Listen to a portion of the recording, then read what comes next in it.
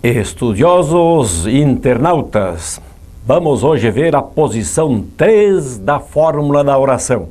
De novo, uma demonstração sucinta. Vocês, por favor, leiam este texto e outros que vão aparecer, tornando assim desnecessária a minha leitura, pois precisamos aproveitar o tempo, já que o prazo é de 10 minutos apenas. Aqui a fórmula da oração. Toda lição ligada à sintaxe deve partir da fórmula da oração. Vejam, hoje nós vamos estudar a posição 3 desta fórmula da oração.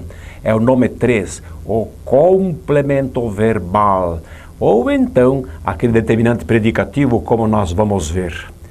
Nós temos posição 1, posição 2, posição 3 e posição 4, que são assim as posições de uma oração normal. E ainda qualquer nome pode trazer um adnome que ocupa a posição 5, que é marcado com a posição 5, como nós veremos mais adiante. Por gentileza, leiam este texto. Nós temos então 4 tipos de ocupantes da posição 3. Complemento verbal apreposicionado, sem preposição, significa apreposicionado. É o tradicional objeto direto. B. Complemento verbal preposicionado, com preposição, introduzido, começado, encabeçado por preposição. O famoso objeto indireto da gramática tradicional. C. Complemento verbal da voz passiva, complemento da voz passiva. Agente da passiva, diz a gramática tradicional, mas é um complemento da voz passiva. O nome ou adnome predicativo do nome 1 também é um termo, é um determinante integrante pela importância que tem. Assim, todos esses termos numa oração normal são determinantes pós-verbais. Todos são identificados com o código numérico 3 e todos utilizam a seta sintagrama com traço forte, contínuo. É a dita seta integrante, pois liga complementos ou determinantes importantes. Nomenclatura autoexplicativa significa dizer que é uma nomenclatura que não precisa de explicação, ela é clara, ela diz o fato sintático. Vejam, quem diz complemento verbal apreposicionado, já diz que é um complemento do verbo sem preposição, é o famoso objeto direto. Complemento verbal preposicionado, já está dizendo que é um complemento do verbo com preposição no começo, introduzido por preposição. Complemento da voz passiva, já diz claramente que é um complemento de uma oração que está na voz passiva, feita com o verbo ser e verbo estar e mais o particípio. Nome predicativo é um substantivo que desempenha a função de determinante predicativo, né? É um nome que vem na posição 3, é aquilo que está no dicionário como substantivo. Adnome predicativo é o adjetivo que vem depois do verbo de ligação. Então, vocês podem ler com calma esses textos que vocês vão entender bem.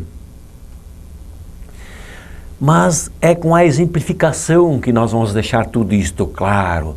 Vamos usar mais, neste trabalho de hoje, o determinante em forma de palavra ou grupo nominal. 2 deles jamais dispensam ser introduzidos por preposição.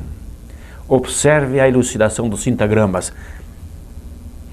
Olhem aqui, um rato roeu tuas botas, um grupo nominal sendo complemento verbal sem preposição no começo, é o famoso objeto direto, forma grupo nominal, em forma de grupo nominal e não de palavra. O construtor depende de um engenheiro. Olhem aqui, complemento verbal iniciado por preposição, está aqui a preposição de, é o famoso objeto indireto, é o complemento verbal preposicionado. Esse é apreposicionado, sem preposição, com preposição. Isto foi arquitetado, olha, verbo auxiliar ser, mais particípio, e aqui temos a voz assim passiva na oração e o agente da passiva está aqui. Complemento da passiva, complemento da voz passiva, complemento verbal com o verbo na voz passiva, iniciado pela preposição por. Aqui nós temos verbo de ligação, e aqui o determinante predicativo, sendo um nome, né, nome nato, né, determinante predicativo, mediado, ligado por verbo de ligação, determinante, determinado. A seta, o sintagma com seta sempre significa que aqui está o determinante e aqui o determinado. Aqui também se diz a mesma coisa, é a linguagem dos sintagramas. Este cidadão é inteligente, um ad nome predicativo. Ad nome porque no dicionário consta como adjetivo. Nome predicativo porque no dicionário o professor é um substantivo. Nós preferimos chamar de nome, nome predicativo, ad nome predicativo. Lembretes. Os principais verbos de ligação estão aqui: ser, estar, andar, ficar, parecer, permanecer, andar, ficar. As preposições mais comuns, mais usadas para introduzir os complementos verbais são a, com, de, em, para, por. Essas são as preposições mais usadas para introduzir os complementos verbais. As preposições sublinhadas, então, que vimos antes, realmente são as que mais aparecem nos textos, introduzindo complementos verbais, preposicionados, né? Algumas dessas preposições podem se apresentar aglutinadas, realizando combinações ou contrações, como a preposição a, que dá ao, aos. Temos aqui o do, da, dos, das, é a preposição de, que se combina com o a, os, as. A preposição em, que resulta em no, na, nos, nas, nos, nas. A preposição por, que busca o per latino e redunda em pelo, pela, pelos, pelas. E podemos formar crase com a preposição a, basta que apareça um outro a no lado direito.